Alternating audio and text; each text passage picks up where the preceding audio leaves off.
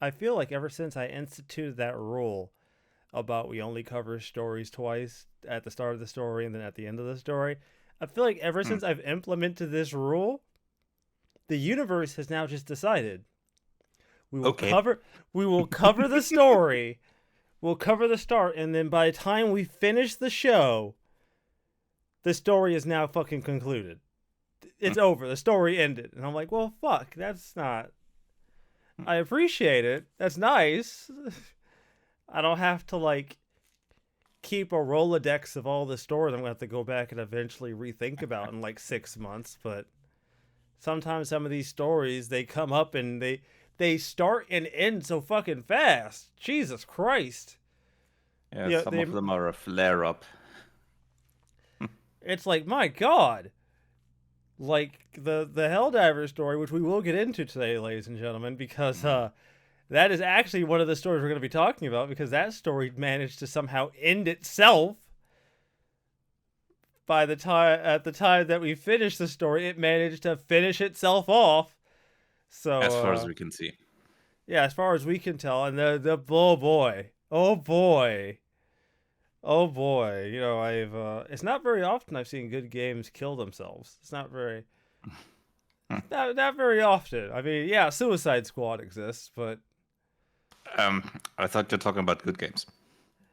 oh no, I just yeah. I mean, like, I guess at that point I'd just be talking about just games in general that just decide to outright destroy themselves, do us all the favor. Suicide Squad, I don't think anybody like. I don't know. I just don't feel like that's a game that anyone really like saw at its first few reveals and went, man, I can't wait for that. Maybe that might be And the and I'm not sure how much it counts as killing itself when it comes out half strangled already. yeah. If you is it really taking yourself out if you're dead on arrival? Yeah, pretty much. I That's just a think self-fulfilling prophecy at that point. Suicide Squad came out dead, and it I proceeded mean, to it's just pretty much in the rot. name, so It took itself out, man. That's impressive. Not in a good way, by the way. Not in a good way. Uh, so I don't have much to talk about this week. 'Cause I haven't got a lot done this week. hmm. Outside of some side questing and digressing and Arise that resulted just me fighting a bunch of really big fucking monsters. I now understand why you would side quest because those big monster battles Hmm. give you more CP, which is how your Hmm. party members can like heal you and stuff. And I'm like, okay, fine, you've tied. All right, you've motivated me to actually give a shit about this mechanic. Okay, Hmm. fair enough. So I don't have much more than that. It's been a pretty quiet week. I haven't had a lot of other things I wanted to play this week. I mean, I have plenty of Hmm. stuff to play. I just haven't been You able just haven't to gotten this. around to it. Hmm. Yeah. Yeah, for Don't me, it's been pretty quiet this week as well. really. Work, and then there's been, well, in the middle of the week on Thursday, we had a free day, but besides that, I've been, well, more or less on autopilot. Work, then looking at the news, nope, and going back into the game. Yeah, yeah, fair. Just Yeah, looking at the no. headlines, nope, It's like, not dealing with that. what's the news look like? Oh, yeah, fuck Hmm. that. I'm going back to what I was Yeah, doing. Shit. No, I don't need this in my life. swapping that into the list, and then nope, not reading any more of that. Don't need that in my life right now. Yeah.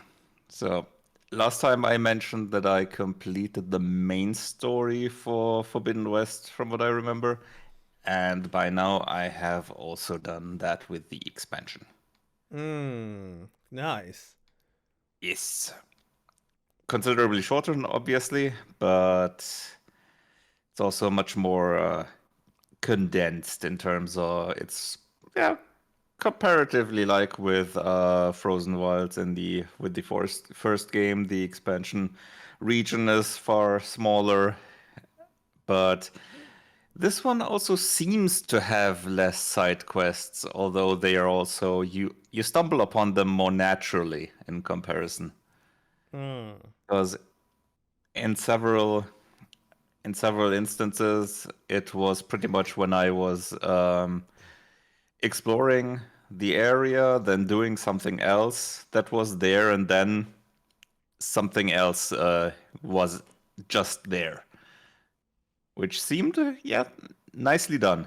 So there might be some side quests that I haven't seen there yet, but didn't care much about that in this playthrough because I just, after going through the expansion, I just pretty much directly went to New Game Plus. Ah, okay, fair enough. Going, taking all the equipment and everything, setting the difficulty a notch higher, and starting anew. The overall impression of the expansion, it's pretty good. It has some things that I didn't like as much. Like there's a new character introduced there, which has it's there's some co-op stuff essentially. Like you're not out and about alone, but if you follow the main story of the expansion, you're there with another person. And the development between those two, not that well done. But the general story of the expansion, besides that, is pretty good. And the main boss, the final boss fight was also, yeah, I'd say better done than in the base game. It was a pretty, a suitably epically done boss fight. Not perfect, but pretty good. And besides that, obviously, at the end, there's also kind of hinting at the next part, which that's gonna be interesting. What they think up next. Not gonna say any more to that to not spoil anything, but yeah, Okay, okay. yeah, that's the whole thing is definitely pointing to a third part taking place, just from the end of the base game already. And the expansion neatly expands on that and stuff from the base game, but also pointing to the future, which is, yeah, decently nice. Okay. And then in the New Game Plus, I initially went just to the next difficulty mode, from normal to hard. But I'm seriously considering putting it at least to very hard, because at least until the levels of the quests go up way higher. Because at this point, obviously, I'm way overpowered. Okay, yeah. The easier enemies, I pretty much one shot. Ooh, okay, yeah, fair enough. Yeah, and that, yeah, those usually take a bit more doing at that point. But gonna be interesting to see what the bigger monsters are like in the higher difficulties. Obviously, one big point is how much damage you receive, how much damage they take is obviously a big balancing factor in it all. But the other things is obviously then you have to switch tactics in terms of going more for the weak points and maybe switching up your tactics against the enemies. Taking more care about that, which, yeah, the game gives you enough in your tool set to go about doing that. Like you have several elemental weaknesses and resistances depending on the enemy. They have specific the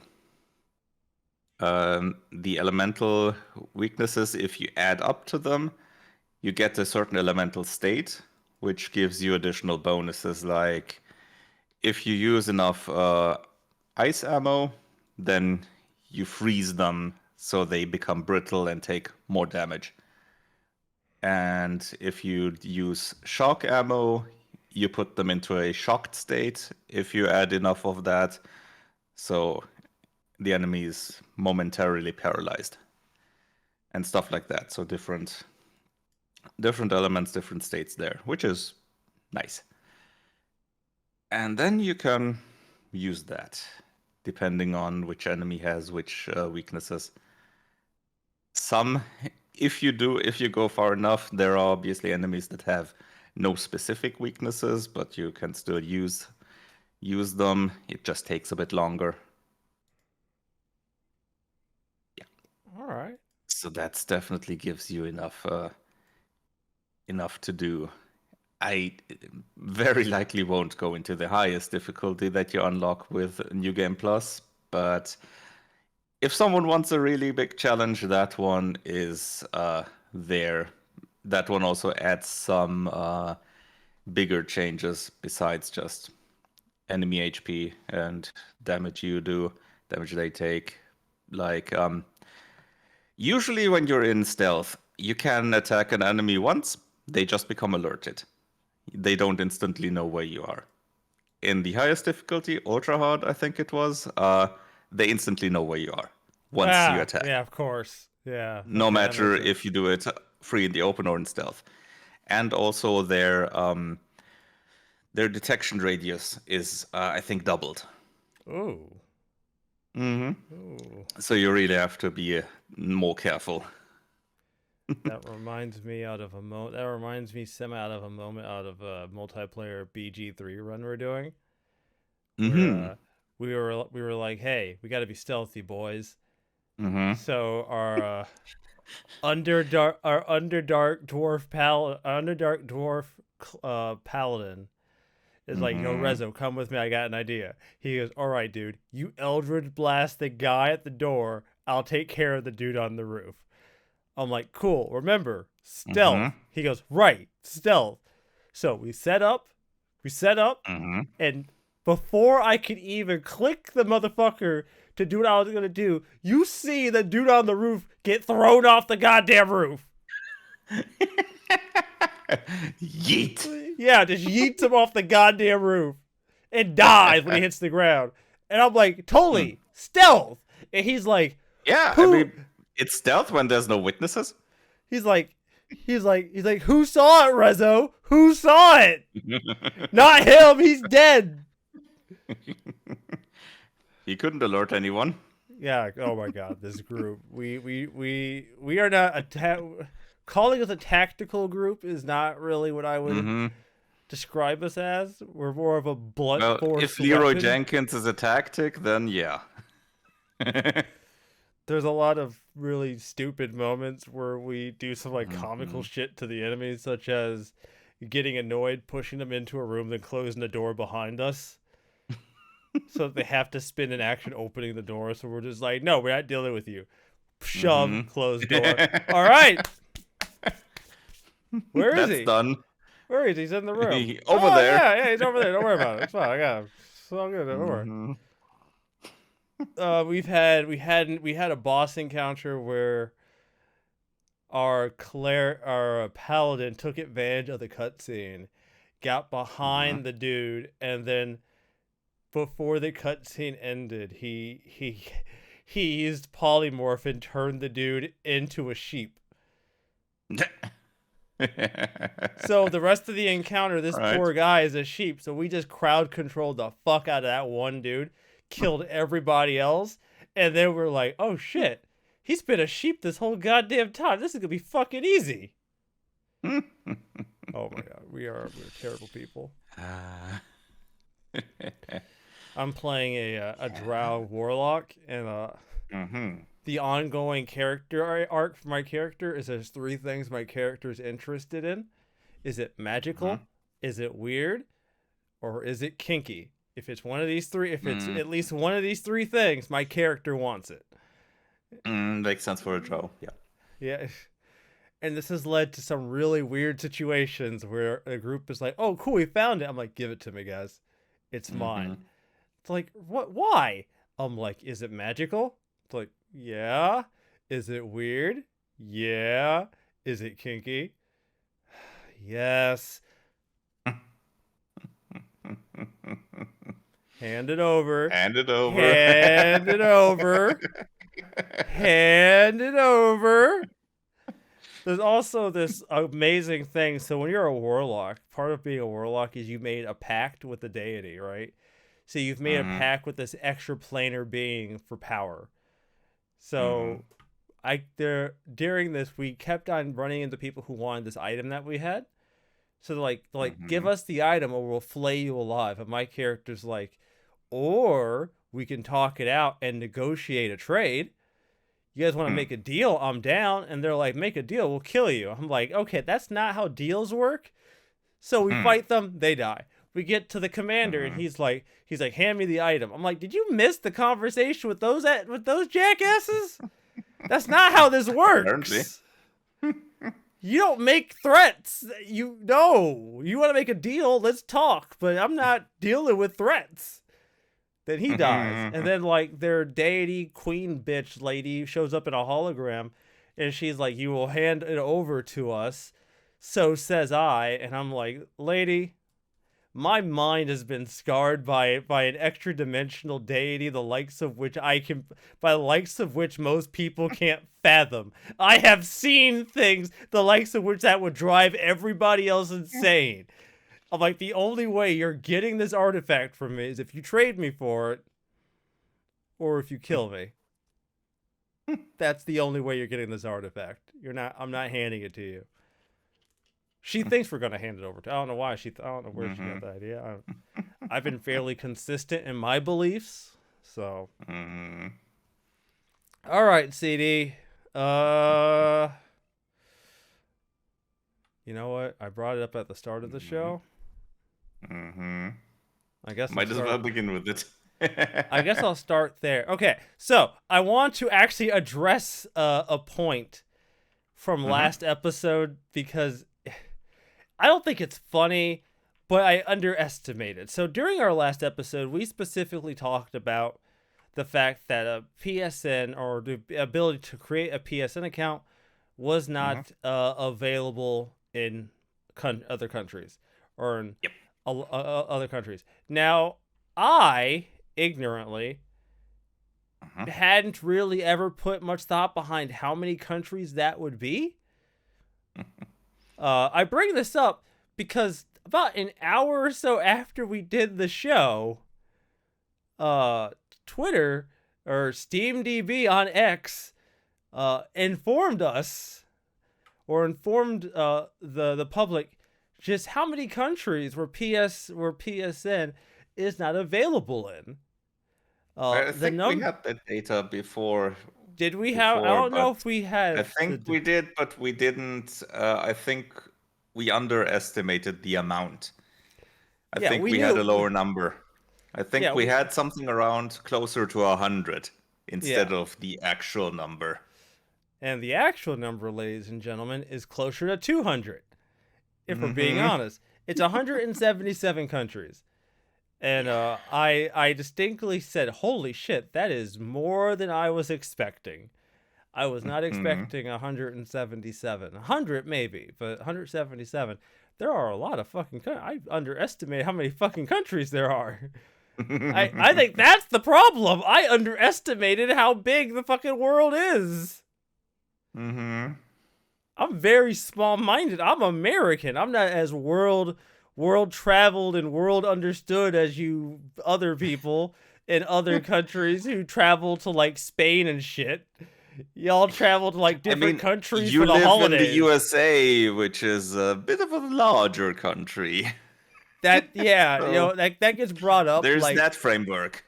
that gets brought up where like a state in the USA is as large as some other countries, yeah. Yeah, some countries. Like, I don't want to imagine what Texas boils down to as far as like land mass compared to other countries. That's massive. So yeah, my bad. Did not know it was 177. Never would have figured on that. Well, this story has this. Oh, I'll just add an example to that. Germany is about 1.9 times smaller than Texas. Oh, So yeah, there we go. all Just from right. the square kilometer size. So Well, yeah. shit. All right. So, this story, as of, I guess technically May 6th. I think it was May 6th that we officially heard. So basically, But when we end, officially the update should have been out May 6th. yeah. So That was basically, from our recording last Monday. yeah. So me finding out about how many countries, that was the same day as the recording, just afterwards, because I can never end the show without learning fucking something. I feel like that's just how this goes these days. I'm The end doomed. record button is essentially the start of something new. Yeah, basically. Instantly. I have to learn something else.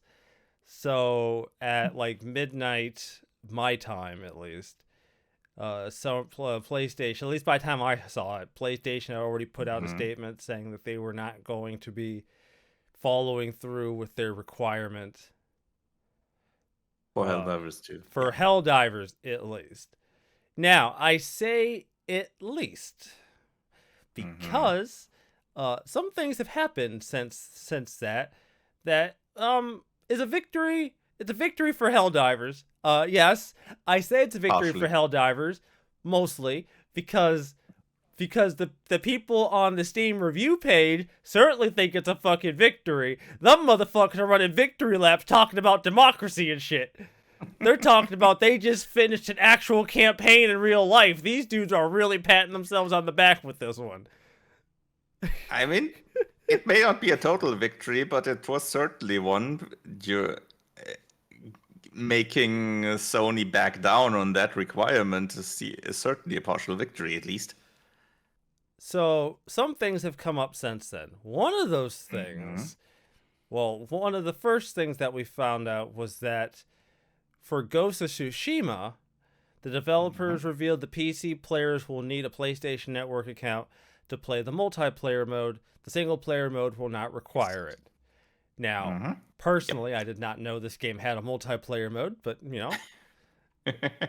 that's come up once or twice now where I've just been like, I did not know this game had a multiplayer mode. Did not know that was a thing. Learn something new every day. But that was not all. Sometime after, on May 9th, Ghost of Tsushima is no longer available in countries without PSN. It is being removed from stores in those regions, even if you want to play the single player. Now, something else that happened that kind of coincides with this, because I initially didn't think it was like, I thought it was a given about this, or at least with Helldivers, which was Steam support has confirmed that it was Sony's decision to restrict Helldivers 2 in countries, not Steam. Now, I don't know if that applies for Ghost of Tsushima, but I'm gonna assume it probably does. Pretty sure it does. Yeah, I'm pretty sure confirmation of one basically confirms the other one. I'd feel pretty fucking silly. With stuff like this, it's usually never Steam that makes the restrictions. It's either the publisher or the country itself.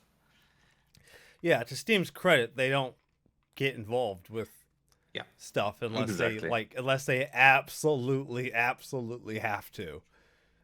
Which, to their credit, I'm gonna be honest, to their credit, that is somewhat commendable that they're not willing to play that role here. I guess they've taken the strict stance. They are very laissez-faire. Yeah, it's essentially what on some things is seen as a good thing. On some things they are criticized for it, but they are very hands-off in terms of this.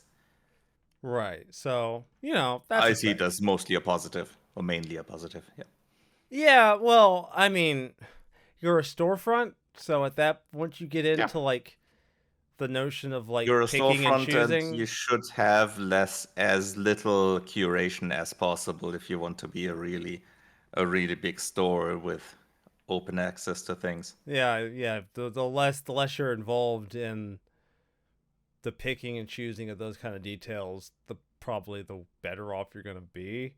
Because at that point, Mm. it seems like you're the one putting your hand on. Because at that point, anything that happens that draws attention It's gonna be is on gonna you. be it's gonna be see that you put your hand on the scale.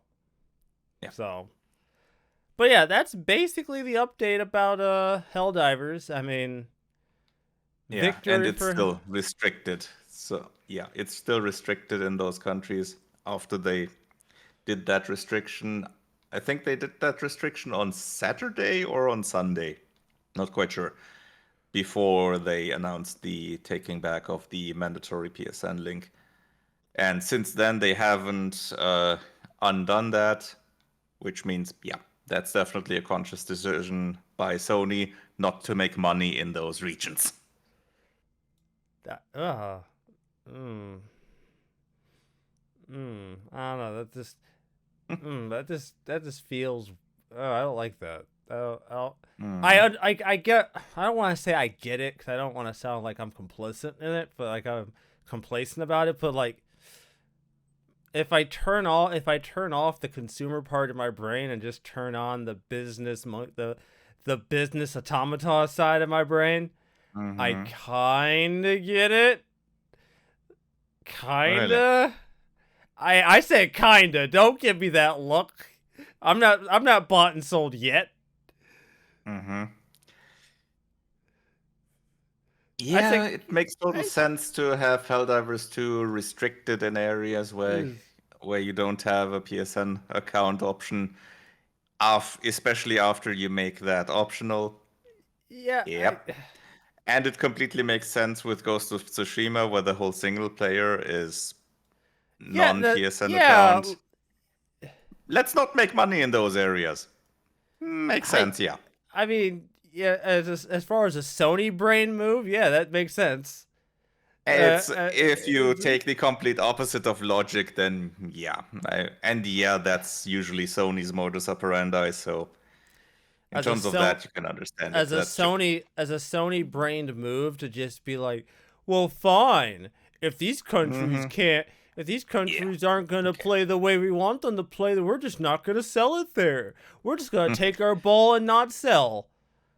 Which, I mean, I mean, I'm not sure if it's really the countries not playing by their rules because Sony isn't allowing people to make a PSN account there. Not yeah, necessarily due to the country, due to Sony. yeah, I get, So, yeah. hmm. So Sony, I don't really, I But don't yeah, understand. it's the usual Sony brain It's that's a very in Sony brain move. focus here. So that's true. Yeah, I agree with that. I don't really. I don't know. This seems like dumping out the baby with the bathwater, and then also throwing out the sink while you're at it. You know what I Yeah, mean? Like the baby, the throwing bathwater, and all you that down the also well. the baby, the bathwater. Then you tear the sink out of the fucking fixture and throw that shit out the window too. Cause fuck it, we're That already sounds here. that sounds like an unofficial sequel to Narnia. Yeah, it's like The fuck big it, we're sink water and the sink down the well. yeah, it's like fuck it, we're already here. Fuck it. All right, so Suicide Squad. If you guys really want to know what a multi-year, what a overdrawn investment of a development cycle looks like when it goes completely tits up, And Suicide has a Squad. few hundred players simultaneously on Steam. Oh, it has more. It has more than 100.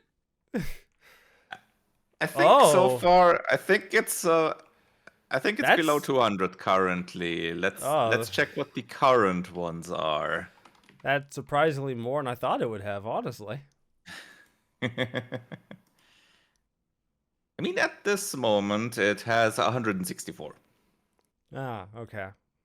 Yeah, good luck finding a game, ladies and gentlemen. Mm-hmm.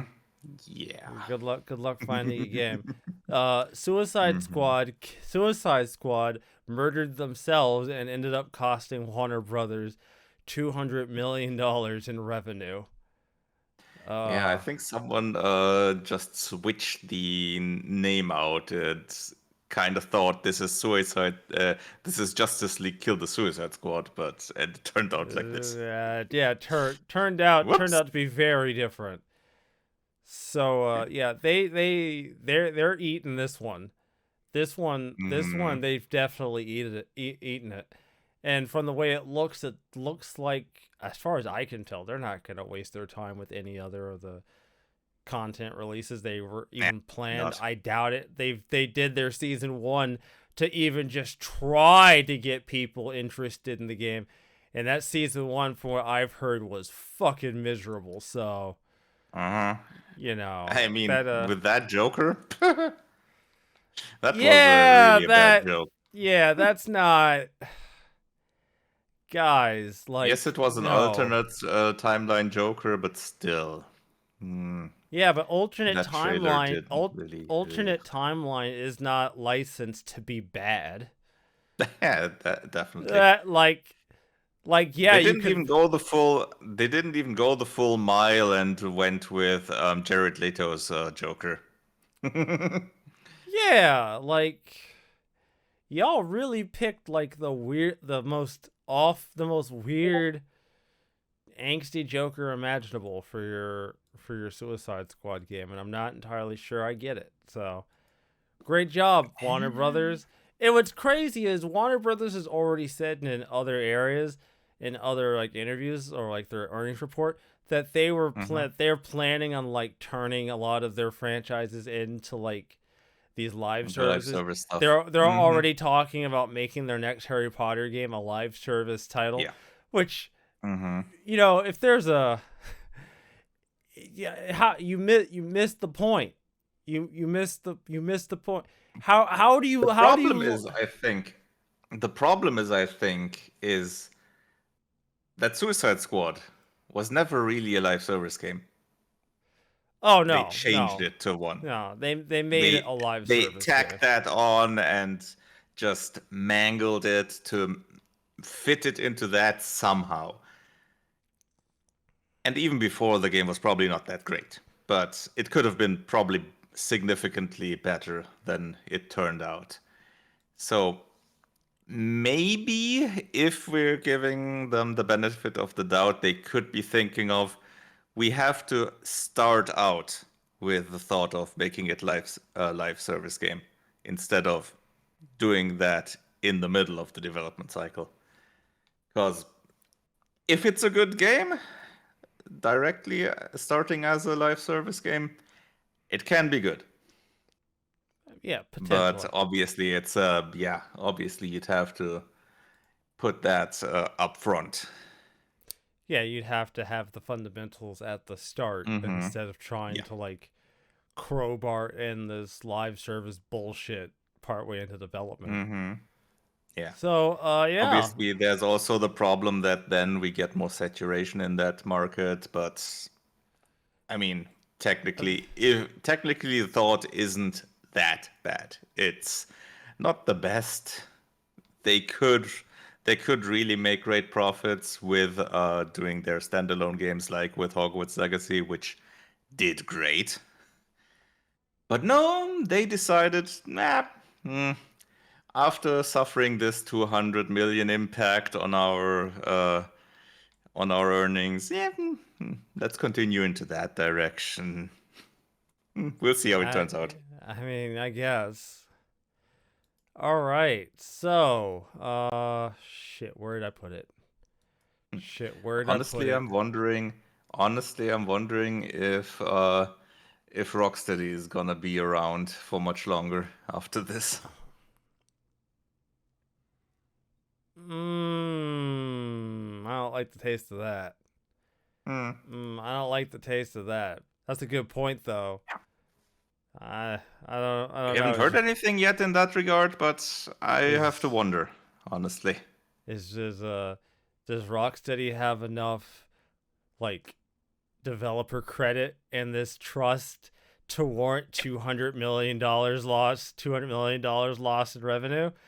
gotta wonder. That, You that's the gotta. thing. If Warner Brothers has the thought of, okay, they made great games before, but this newest one was a failure, so they get the axe. Or if they think, this was a one-time blunder, let's give them another chance. We'll have to wait and see. Yeah, I guess I'll go there. So Microsoft, in a comical, a comical turn of events that I probably should have seen coming, but I just hadn't really thought about because I didn't think Microsoft would go all full villain for this. Microsoft axed a swath of development houses from their stables. They axed Arcane Austin, Alpha Dog Studios, Roundhouse Games, and one that particularly is fucking galling that they fucking did it. And that is Tango Gameworks. Now, we've talked about the game in question. We talked about the game that they did on the show. At least I've talked about it because it's a fucking fantastic game. And if you have a Steam Deck, I see no reason why you should not have already bought this fucking game. So I'm just going to assume that you have. And that is none other than Hi-Fi fucking Rush. And in a turn of irony, that game is on this month's Humble Bundle choice. Which was announced, I think, a few days after this. I think 1 or 2 days after this. That doesn't taste good. Yeah. If it was even that long after, but that was very closely timed, which, oof. So to put into perspective about some of these studios, Arcane Austin, one of the most recent outputs was Redfall. Did not go very well, but Microsoft had been hyping this shit up, saying we're gonna dedicate Arcane Studios to this. We're gonna get this game on its feet, and you're gonna see what this game is really gonna be about once we get things ironed out. Spoiler alert: they did not get this ironed out. In fact, not only did they not get this ironed out, they never released any of the DLC. So people had paid for that one, the Hero DLC or what it was called. Yeah, so people who bought the special edition or the more expensive edition of the game that were promised all this extra content just didn't get it. And for what I've read, they're getting a refund for the DLC upgrade cost. Yeah, I want to make it clear. They're not getting a cash refund. They're just getting something in exchange for the cost of the DLC. Possible. I haven't heard anything. No, I've heard that though. It's a we'll give you these options of other things that you can pick, and that will be your refund as opposed to which whatever. I'm not going to get into that. That's totally that's neither here nor there. Yeah. Fine, whatever. I'm not going there. I'm already like not in a great mood about this story because fuck, Mr. Booty. Holy shit. There was a quote from Matt Booty that I've seen come up quite a few times about we need smaller games for their prestige. For their prestige and awards, right? The big games make us money. The smaller games are going to be what get us the acclaim and the awards. And then they closed Tango Gameworks, which is like, how? What? Why? How does that even make sense? That's a difficult thing to see in this whole thing. So there's been a lot of talk about what brought this on, but I can tell you just from the little bit of research I've done, it's very simple. Xbox and I guess subsequently Microsoft have to try to justify the massive purchase that they just made remember they purchased ZeniMax, Activision Blizzard. and they recently just finished purchasing Activision Blizzard. They have to make this shit make sense financially now. Yeah, especially now with Activision Blizzard, because that increased their reoccurring their steady costs by I think 40%. Yeah, Plus, they that's have. a massive amount of people that they added onto the whole thing. Also to note that it was reported that Game Pass subscriptions have plateaued greatly, so they're not seeing. But again, the Game Pass thing, I've said this 1,000 times on this show. I've never understood the financial sense that Game Pass made. I'm still not 100% sure how that made sense. The thing is, in the long term, if you get enough subscribers, then it starts making sense. At first, it's a massive investment, and that's biting them in the ass now. Because they didn't get to that level, not by a long shot. They didn't get to the mass saturation that they thought they were going to get to. Yeah. I mean, they got to a saturation, but not at the high level that they wanted. Because I think it's around 35 million now or something like that. Oh, wow. Yeah, okay. Which is a pretty good number for a subscription service, but still by far not what they need. Not what they need, and they want to finance bigger titles. Not what they need, and certainly not what they need right now, with them having taken on the expense of buying up 2 massive conglomerations worth of studios. I mean, ZeniMax has been long in the past. That's been several years in the past. Has it really been that long? Oh my god. Yeah. Oh god, time is true. Time truly does not make sense. Let's check which. Sometimes I feel like we relive some of the same stories over and over and over again on this fucking show. Let's see. When was it finalized?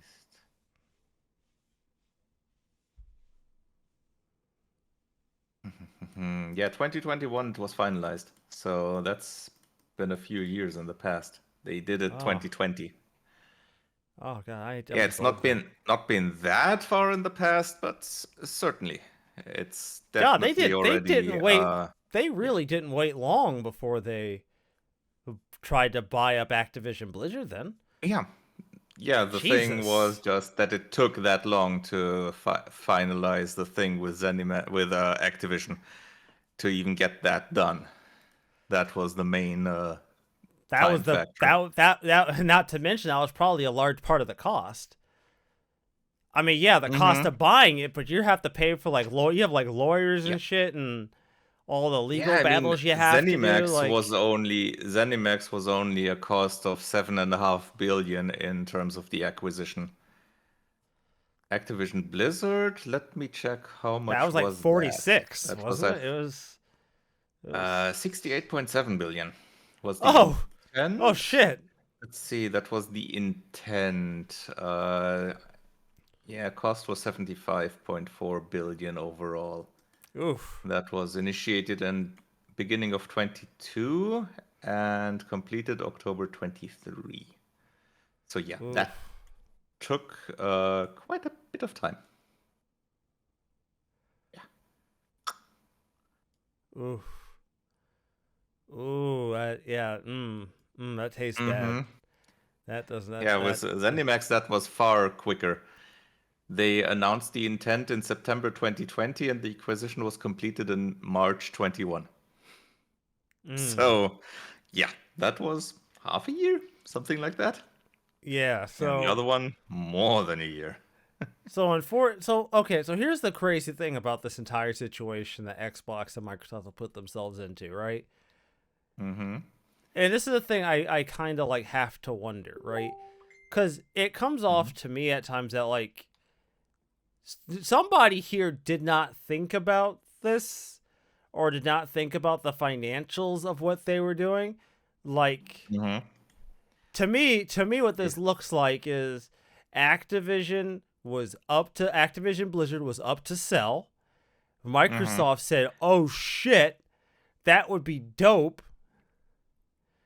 Yeah, bought them, maybe, or they and already had the plan, because because to that's me, not something that you do on a whim. That's not something you do on a whim, especially not with that amount of money. That had to be a plan. That had to have been if you, planned in advance. I would actually say that if you genuinely believe that it's going to be more of a benefit than a hindrance, Mm-hmm.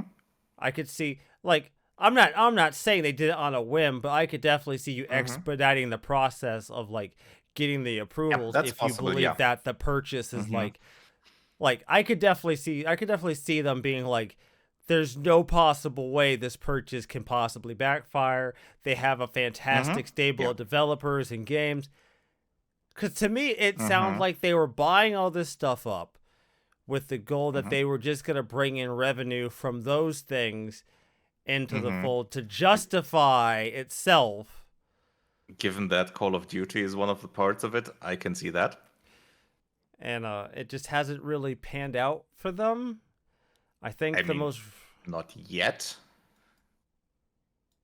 but it definitely is gonna be a positive. It's definitely gonna have a positive effect overall, but just on the concurrent costs and the amount of people that you mentioned about one being bigger than the other. To put it into numbers, ZeniMax Media had a number of employees in 2020 of 2,300 plus. okay. So around that. Activision Blizzard, according to 2023 numbers, 17,000. Ooh, Yep. yikes. Yeah. That's a significantly higher Yikes. number. Which means Yikes. even those, I think, what was it, 1,900 people that they let go Yeah. just relatively recently? Mm-hmm. Even that's just a Drop in the bucket. 10%, Yeah, that's about not. 10% of that. Oof. So yeah, that's gonna increase your steady costs like this. Yeah, unfortunately, like I don't know. I don't know. I don't necessarily know whether or not the notion of like buying up studios is necessarily like sustainable. I just don't know. I mean, I'm not not I if you do it too much, definitely. I mean I mean like, you know, we make the joke about Embracer placing their bets on a Mm-hmm. business deal and then having to basically torch a portion of their stable to justify. Mm-hmm. Yeah, So, that's what happens when you overdo it. Sure, in terms of amount of people and amount of things that they bought, this is also huge. But it's also, in comparison, more controlled. Because it was essentially, one was ZeniMax, which, yes, relatively big, but you can see what's there. It's an already existing organization structure, which you have to integrate, yes, but it's gonna be easier than if you buy several dozen things. Just and like with Activision. You have to given integrate that, but yeah. given the hit and miss success of a lot of the things that Microsoft has put out, I feel like Mm-hmm. Microsoft is probably going to have to like not because like Microsoft has always said, "Oh, you know, we give the studios their own autonomy. We're not going to be involved." Mm-hmm. I don't know, man. Like if you want to justify and like make this work, you're probably going to have to get like somewhat involved in these studios. Mm-hmm. But then that Yeah. also begs the question They of saw that with Redfall, for example. yeah, but then that also begs the question of like you got to have like people like Mm-hmm. overseeing and like Yeah. in that shit. And like you have a lot of Mm-hmm. studios. That's a lot of yeah, that's a lot of fucking people. Yeah. That's the thing that they in one of these statements that they address, that they don't have enough people to manage all the studios that they currently have. That's why they chose obviously they have, at that point you have two choices: either get more people for management, or divest or close some of the studios. Given their amount of reoccurring costs, business wise, they probably had to go with the closure of the studios, because at some point you have to cut your losses, essentially. Right, but here, okay, but like even on a more just like Mm-hmm. piecemeal scale, like Mm-hmm. Redfall was a failure. Like nobody's arguing Absolutely. that. Nobody, Mm-hmm. nobody is going to look at Redfall and be like, "Oh, it was so close to being successful." Like Mm-hmm. nobody's looking at that shit and going, that was successful." Yeah. Mm-hmm. Everybody would look at Hi-Fi Rush and say that was a successful launch. I Yeah. don't like critically, like, okay, we Mm-hmm. could go into the argument of like the amount of sales that maybe Microsoft and Xbox expect from these titles in order to justify their Mm-hmm. existence. But if you're going to can studios, like, yeah, canning Arcane sucks a dick, right? I don't Mm-hmm. appreciate that they put a studio for that did like sim games and put them on a Mm-hmm. service like Redfall. That's a garbage move. However, if I were in that situation and I was like, all right, I'm a can Arcane who made Redfall, or I'm Canon Mm-hmm. Tango Gameworks who literally just made a successful game, who am I getting rid of? Yeah. Yeah, yeah, I'm right. not saying the choices were good that they did.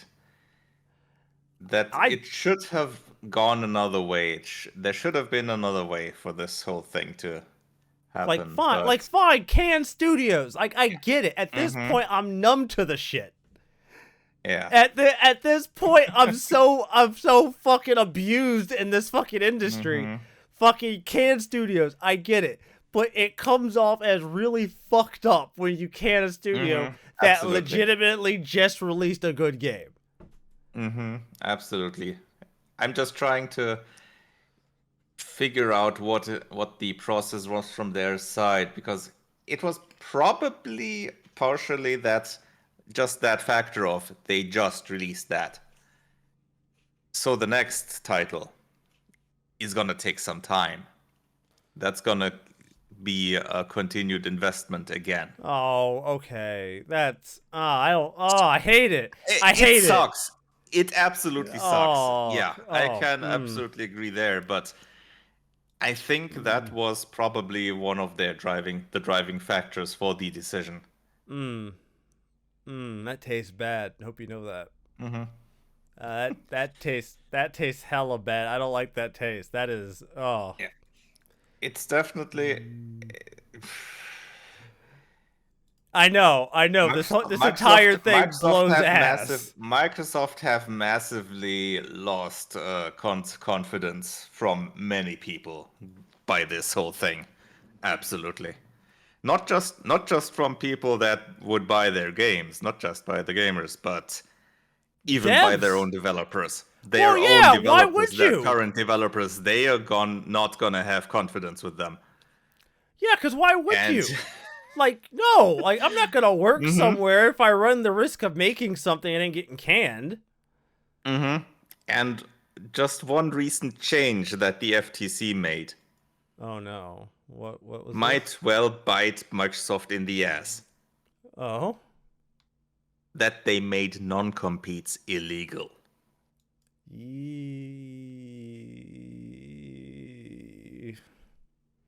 That's true. Non-competes are not for yeah. That just came Hmm. down the pipe not too long ago. Yeah, Yep. non-competes are illegal. That's going into effect in, I think, 120 days or something like that. Hmm. I think it was. That could very well bite them in the ass. Now I wonder. Now I don't know how I these type mean, of things it's gonna work. be an overall positive effect on the games industry, I definitely Well, yeah, non say that, non-competes but yeah. non-competes suck a dick. So yeah, Oh, no. yeah. Not just in the gaming industry, everywhere. Oh no. Generally speaking, Hmm. generally speaking, Yeah, they're but the they're gaming industry terrible. definitely has a big problem with that. So yeah, I don't think I need to explain why this story just upsets me to some degree. Mm-hmm. It upsets a lot of people. Man, I don't think anyone look, Microsoft developers, listen. Mm-hmm. I know that you guys have like equity and are like, you guys have like jobs and fucking families and you're making a Mm-hmm. living. I get that, and oh man, I do. I really do. But I Yeah. don't know. And I don't know how comfortable I'd feel being there. mm-hmm. And while I say the current Xbox president, Sarah Bond, is getting derided for her interview, getting bad comments. But honestly, on her part, she could have never said anything that's gonna be taken positively by people. She really couldn't say much else than what she did. Yeah, Because she was speaking from the corporate side. yeah. Like, She what are you really gonna? couldn't say much more. Yeah, what are you gonna say? Like, there's nothing you really. Yeah, there's another comment that I would mention that deserves the derision. I just have to quickly look it up because our friend Mike Ibarra has decided to open his mouth again. Oh, sweet Jesus, not again. Yeah. Uh, can't we like put him in a nursing home or something? Take away his computer. Can we do that? Is that an option? Can we just like put him in a nursing home, lock the door, Mm, take away his computer and phone, wouldn't that be nice? please? Let's Is that an see, option? where is his comment? Because what his comment was. Let me check if his comment is still on Twitter.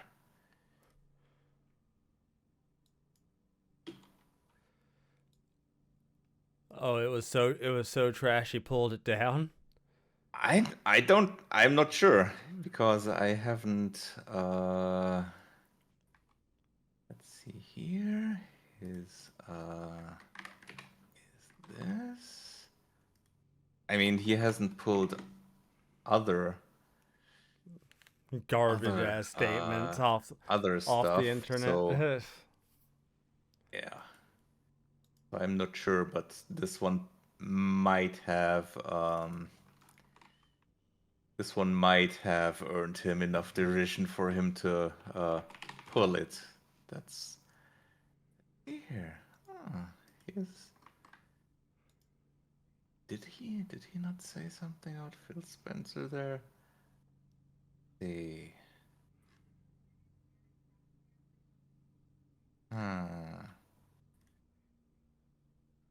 Where is it? At Phil. Okay, maybe he only mentioned the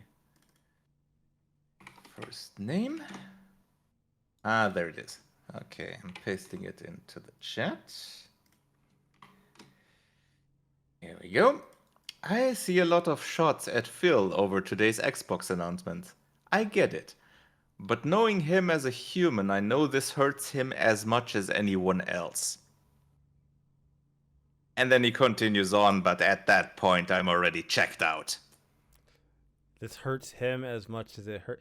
Does it though? Does it? Does it real? No, hold on, Mikey boy. Does it though? Does it really? Mike, come Oh, on, poor buddy. Phil Spencer with his salary and his job still safe is gonna hurt just as much as any of those developers affected by this. Yeah, Yeah, screw of off. course. Yeah, right. God, he really did the this is gonna hurt me more than it hurts you bullshit, didn't he? He really did it. He did the corporate version of this is gonna hurt me more than it hurts you. Oh, Take away this man's phone, please, for the love of God. CD, there aren't that many people in the gaming industry that I know cause you the amount of annoyance that I think Mike Ybarra does. I feel like every time he opens his mouth, you get a little bit older.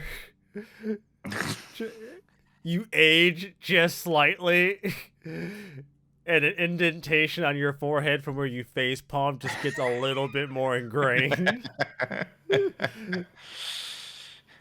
I mean, it's a constant fight between the indentation and the vein that throbs out again. Yeah, it's like, oh my. It's a constant fight with seeing quotes from him. But it's pretty much what I'd expect from an ex-Blizzard. Thank you. Thank you, Mikey boy. Thank you. Thank you for your wonderful insight. I'm sure Phil Spencer is truly suffering as much as the devs are. I mean, in Fallout 76, he certainly is. Oh, yeah. Yeah.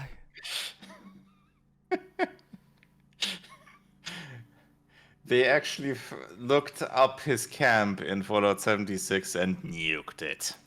And nuked it out of existence. Jesus Christ. The fucking internet has spoken. Eaten orbital strike, asshole.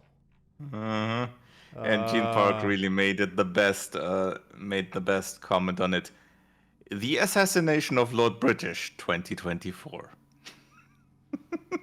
And anyone who's old school enough remembers what that reference is. The assassination of Lord British 2024. Jesus Christ. Y'all need to chill.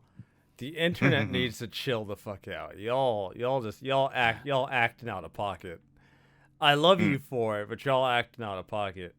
Hard Drive also had an article. Jeff Keighley announces best layoff categories for the game.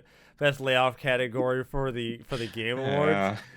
Yeah, I saw that when I'm like, if I didn't know that Hard Drive was a parody website, thing, I might actually have believed that. That would actually seem like something Jeff Keighley would do, or like sign off on. He'd be like, "Well, we're the Game Awards, so of course we'd have this particular this particular award. Why not? Fuck it, we're already here." That would definitely be a public voting thing. Oh please, please, please, please! I need this. All right, CD, we got we're a little short on time today, CD. Yeah. So we could pick one more story. Which one do you want? It's up to you, CD. We have 2 left. You can pick one, and that's what we'll finish out the show with. Let's go with the Switch one. Oh. Okay. Well, shit. All right. So, May 7th, the president of Nintendo made an announcement that they will have an announcement about the successor to the Nintendo Switch within this fiscal year. The first time we had any solid announcement in not just a rumor. Yeah, so this is directly from them. This is not a rumor. Yep. So, we're going to be hearing about the next Switch. The next Switch is definitely on the way. I can't necessarily speak on if I'll be buying into it, because unless this thing has backwards compatibility, I'm not buying it. Sorry, I have too many Switch games. It's Nintendo. The chances that it's backwards compatible are pretty high. Yeah. Think back. Yeah, like historically. Historically, they've had backwards compatibility for a long time with direct successors. GameCube, Wii, Wii U, Yeah, historically and they're in they're their running. handhelds especially. And in their handhelds especially. Oh yeah, yeah. So Game Boy, Pocket, Color, Advanced. I mean, did the Advance originally have compatibility to the uh, old ones, or was that just Advanced modules? I'm not sure with that one. no, Advance worked with Game Boy and Game Boy Color games. Okay, so it did. Sir, Okay, yeah, and then the DS had the backwards compatibility to with the Advance, Advance. with the Advance. Yeah, they only cut that, I think, with the 3D. later Yeah, models, 3DS. Yeah. the later model, the DSi cut off the Advance support, Yeah, and yeah, you're then right. The DSi, it was. the 3DS completely cut the Advance support, but still had DS support. Yeah. So yeah, historically, I shouldn't be too concerned. Rumor-wise and all, it's also pointing into that, but that's yeah, Yeah, who knows, right? Who really? exactly. Who really can say what will be getting served?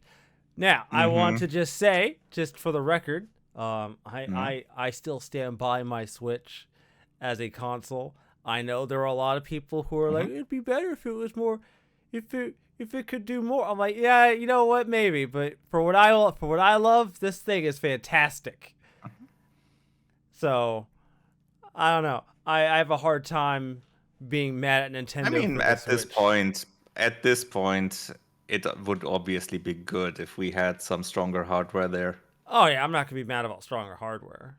Yeah, but for what it did, the Switch definitely did well, and for a long time now. Yeah, they definitely. I mean, you know, like we said before, I don't think Nintendo was truly motivated to move to a new platform Yeah. at all for years. They had no reason to. They're not motivated to. Why would you? Shit.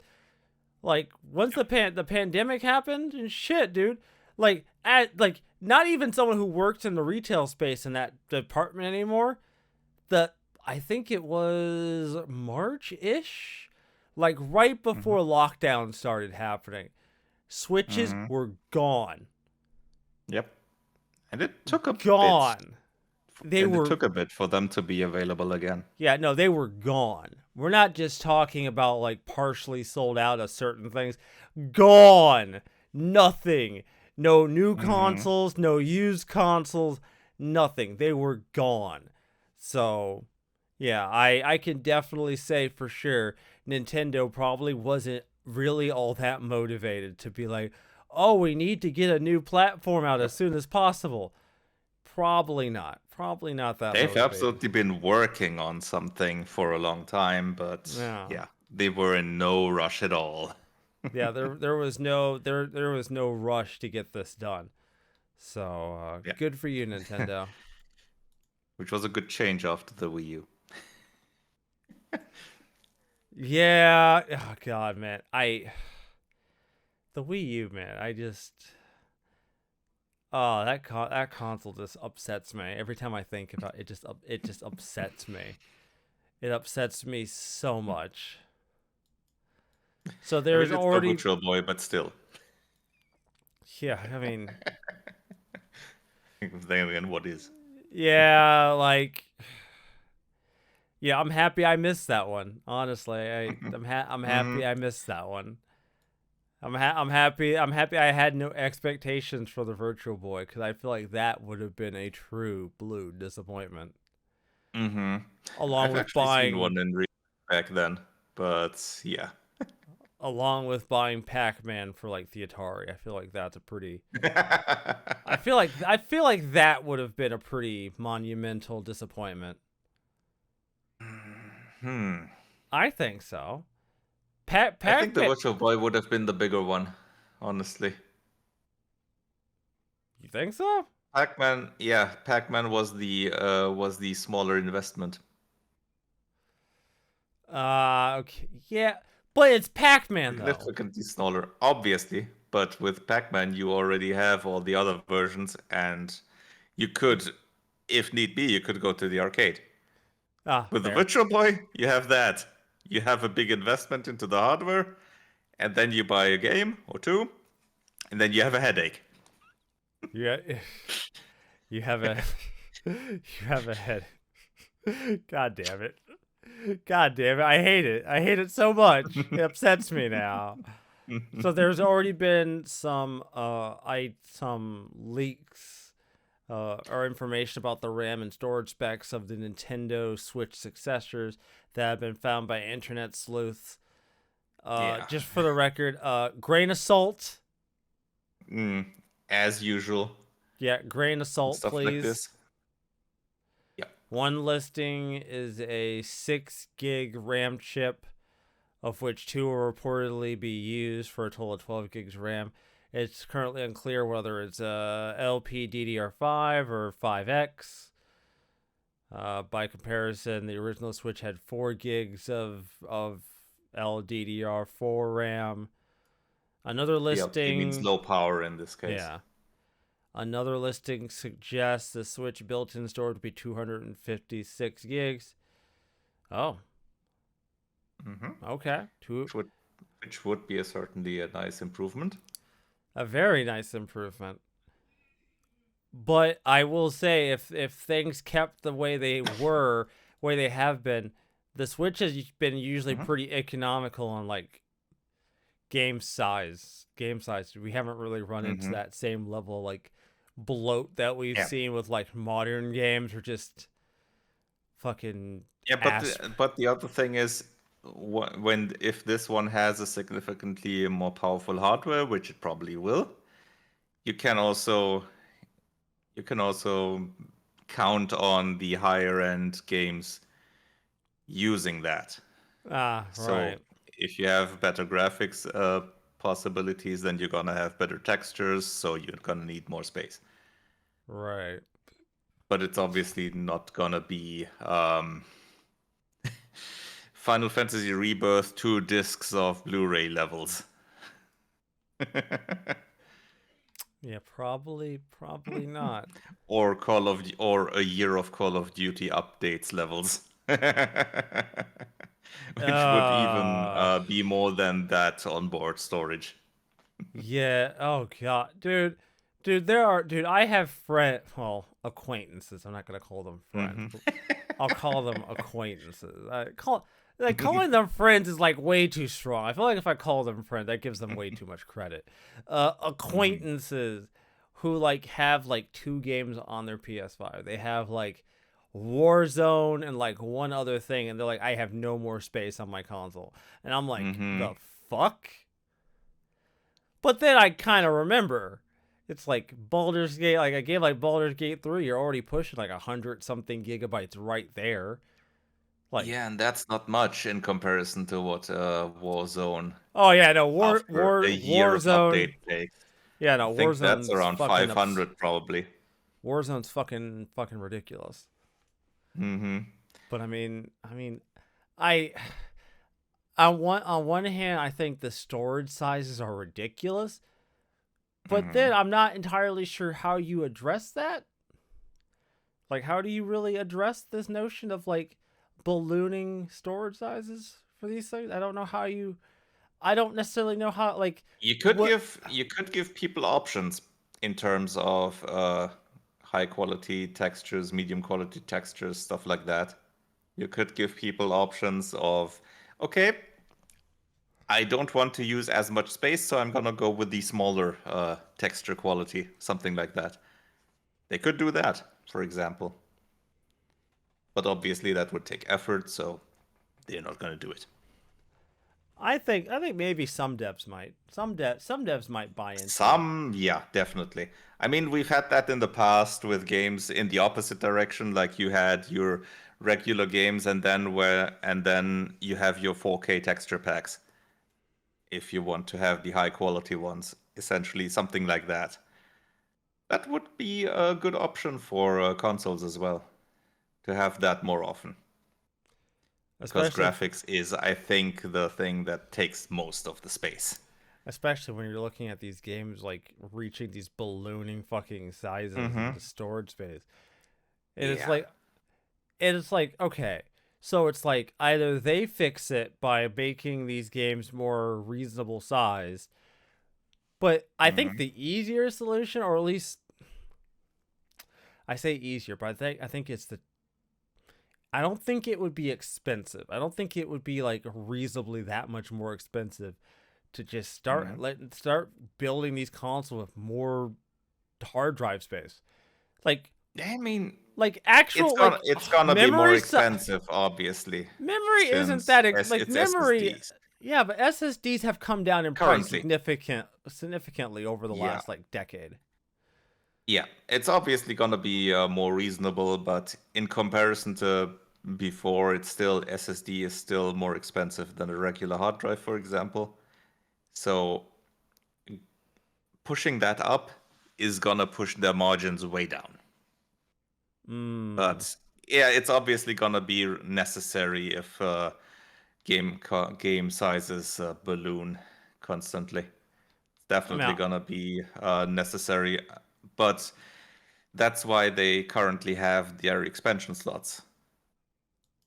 Like with the PS5 has the additional possibility of adding in just a regular SSD, an M2 one, and the Xbox has the additional custom SSDs that you have to buy. That's essentially you can push it in, I think, yeah.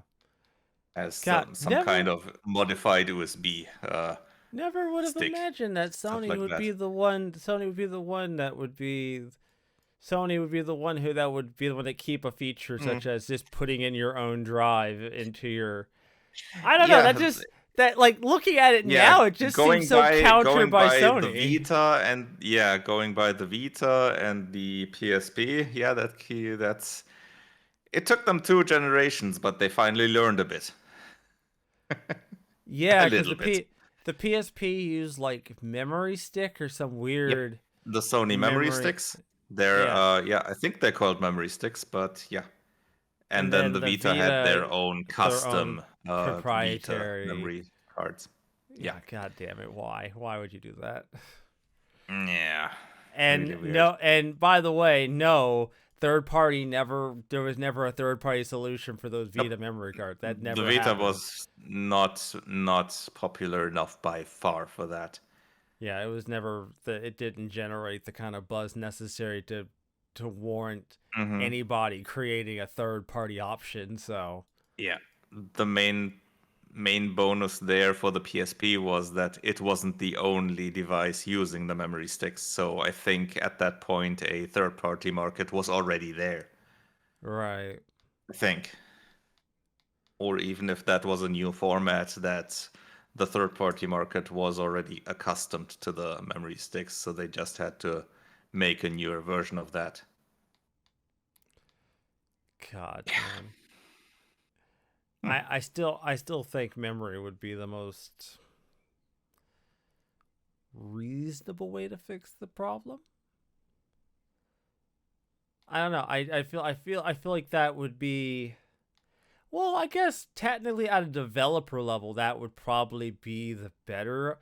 If you built your games with those type of options in mind, it probably Mm-hmm. wouldn't be that difficult, right? But you would have to go into development knowing or having that in mind as you're building the game. I don't feel like you can back end like the features like high quality textures, these kind of things when you install a game. I feel like you kind of have to have some of that stuff in mind when you Yeah, but develop. that's usually not that difficult. I mean, I don't know. there I'm have been not. several games that have done that. Oh, okay, fair enough. I'm not. I think usually it should be pretty much just replacing the texture files. It's like So that shouldn't be a big problem there. it's like on one hand, it's like you see though I'm almost worried about that because I feel like Hmm. devs might just try to use these extra features as a reason to continue pushing game prices up. It's like, oh, Yeah, that wouldn't be. we have to Yeah, put that wouldn't more. surprise me, honestly. That you have, okay, you have your base game here, and if you want the high quality textures, you pay another $2 or something like that. Yeah, like I don't like it. Hmm. Yeah, And I hate obviously the there's a fact risk in that, but I hate that this that's usually gonna industry be has the big publishers. Yeah. I hate that this industry has forced me to think that way, but unfortunately, I have not been given appropriate reason to not assume the Hmm. worst out of this fucking hell pit.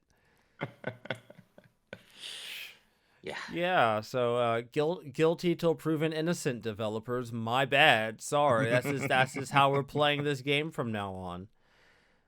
Anyways, everybody, I hope you've enjoyed this particular episode of the Turn-Based Cynics. As always, you can find our podcast on a variety of platforms such as Google, Apple, and Spotify, and on our YouTube channel, Turn-Based Cynics, where our show goes up every single week in video format. And Whenever it's ready. at some point, it might go well. I'm not. No, I'm not gonna say anything. I'm not gonna set myself Not fucking gonna up. jinx it. Yeah. I'm not gonna set myself up. I'm just gonna leave it there. I was about to give an expectation, and I've done very good. I have been CD. No, hold on. I'm gonna have this on the record, CD. I'm gonna put this on the fucking record right here, right now. Mhm. I shouldn't do this, but I'm gonna do it. I'll pat myself on the back, CD. I have been very good about getting these episodes up. I will pat myself on the goddamn back for this one, CD. Despite my health problems, despite the bullshit in my life, I've managed to be good about getting this fucking show up and not setting expectations. Doing well. Yes. So, no, I'm patting myself on the back there, but fuck everybody if you think I'm giving y'all expectations for this fucking show. I'm not doing it. I'm not. I can't. I refuse. I'm not doing it. Show goes up when it goes up. I will say, though, I've gotten a lot better at thumbnail creation, which I'm actually very proud of. Thumbnails have gotten better and better. Good. Thumbnails have gotten better and better, but a lot of it's been because the episodes are focused on things that make thumbnail creation really, really easy for me, so I don't have to work too hard to come up with a thumbnail. It's usually the text I usually struggle with and having like something good. I think the original Helldivers episode was what I was pretty happy with because the actual picture I used already had the soldier on it with the explosion behind him, and I just said, fuck it, fight for democracy. I'm like, oh, this is perfect. Yeah, what would also have been fitting would be that guy from the opening from Helldivers 2, the shocked face, but that's been overused. Yeah, oh my god, that's been used so much. Yeah. Like that, oh my god, that gets used so goddamn much. Mm-hmm. So I'm happy I didn't. Appropriately. Oh, no, that's the, like, as a creative, that's such a great picture. It's just that it's now been used to the point where I'm almost de-incentivized from using it. Yeah. So understandable. So yeah, I'm patting myself on the back, ladies and gentlemen. You can live with that. That's on me. Now, if this comes back and bites me in the ass later, well, you know what? I'm fine with that. That's fine. I'll live with that. That's on me. Anyways, everybody, I hope you all have a fantastic week. Are there any games out? New games that came out? I don't think there is. I usually talk about like releases I'm interested, but I don't think I have any releases anytime soon now. I think all the releases I care about have already come out now. Yeah. Diablo 4 is coming out with its big patch. It's gonna be its last chance to save itself, but Oh. Yeah, sure. Oh no. Yeah, like that's gonna happen. I was under the impression that Diablo 4 had stabilized itself after its. Well, I don't follow it, so I don't know. I hadn't seen any. Stabilized. It's in being terrible, I guess. Oh well. That's why they've been working on that whole loot loot rework patch. I feel like every game in this every game like this has to like rework loot though. Like Diablo 3 had to do that not shit. yeah, Diablo 3 had to do it, but that was because of the auction house and all. And yeah, but beforehand, no. Diablo 3 was the first initiator of that Of having to like completely rework a loot to system massively reinvent the loot system. Yeah. I I can't think of any other one that has been that big. Diablo 2 certainly wasn't. Obviously, many have additional things in there, changes in there, updates in there, etc. Like with the runes for Diablo 2 and all, but there hasn't been really a massively bad start like with Diablo 3 and now 4 that have to completely revamp it. At least I don't remember a big problem like that. There might have been, but it's just not coming to mind. See, now I let the episode drag on for an extra like 10 fucking minutes because I decided to pat myself on the fucking back. You see, CD. You see, CD. You see, you let me have all this fucking freedom, and then the episode drags on for an extra like 15 fucking minutes. God damn it, man. God damn it. If you're not gonna keep me in law, if you're not gonna at least put like some kind of a leash on me, I don't know what the fuck's gonna happen now. Shit. I mean, we have to make up for probably a new episode next week. Oh right. There may or may not be an episode next week. I can't say for sure because I might be able to put something together for next week without CD being here. But I don't want to make any promises for that because I haven't nailed that down. So if you don't hear from us next week because CD's not here and I could not make that happen, or I ended up on Rapid Review. But if I end up on Rapid Review, I mean, you know, yeah, understand. This is gonna hurt me a be lot. This is gonna hurt me a lot more than it's gonna hurt you. Really, I'm taking the L for being on the Rapid Review. That I'm taking the L. That's me. Yeah, Pete. If you make it to the end of the episode, yeah, I went there. But you're not gonna get this far in the episode, so I know you're not actually gonna hear me say that. So this is great. That's the key, CD. If you're gonna talk trash, you talk trash at the end because most people don't get that far. Yeah. Most people sign off already. Yeah. People signed off once we finished the Helldivers story. Yeah, I know what kept you all on the ship, ladies and gentlemen. Have a fantastic week, everybody. We will see you all when we see you. See ya. Oh. God, hour and a half, CD. God damn it. I reboot the show and said hour 10, hour 15. I'm at an hour and a half. God damn it. With that promise about the scheduled upload, you caught yourself like the policeman in Cloudy with a Chance for Meatballs too. Oh, see in the chat. Oh, no. Let me see. Oh yeah, it's there. All the way down. Yeah. It's like no. Yeah. So yeah, I was about to commit, but then I realized I was about to commit and I stopped. I'm like, don't do that.